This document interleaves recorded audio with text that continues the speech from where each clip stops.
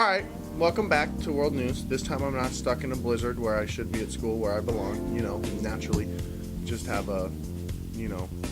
being able to get to school this time instead of, having my life put at risk so I can bring you the world. I went to school.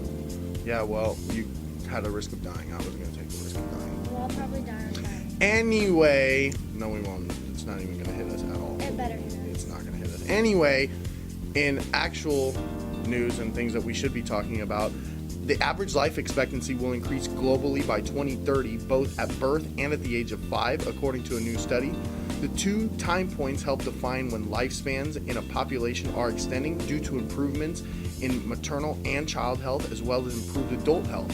The average for women at birth will exceed 85 years in many countries, but South Korea is projected to lead the way with a life expectancy of 90.8 years.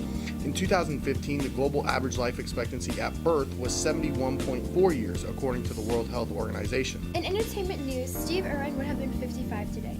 The late crocodile hunter star died in 2006 when he was struck by a stingray while Irwin was shooting a documentary. He was 44 at the time and his daughter Bendy was just 8. The now 18-year-old took to Instagram to post a tribute of her beloved dad, writing "Always in our hearts." The caption is coupled with a photo of her smiling father spending time with the bird.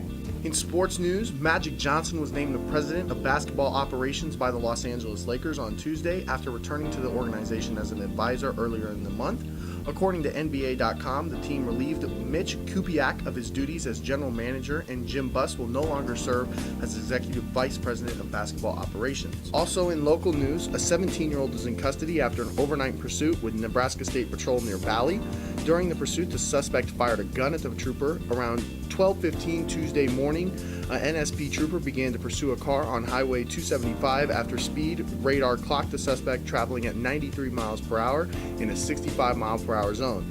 The trooper ran the plates of the car. It came back as stolen out of Omaha. The trooper then attempted to stop the vehicle, but the suspect fled and fired several shots at the trooper.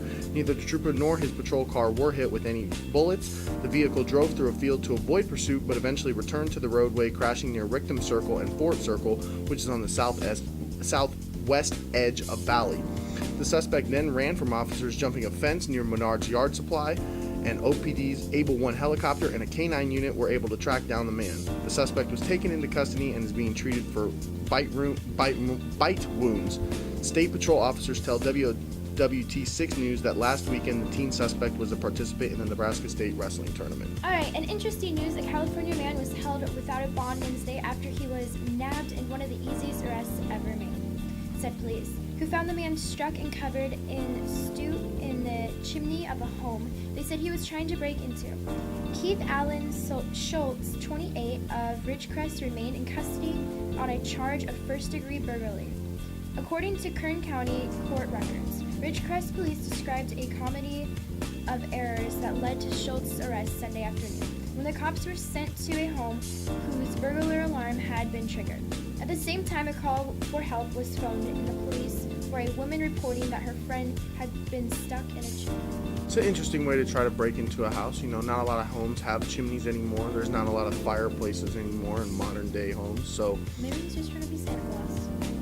a little late for that.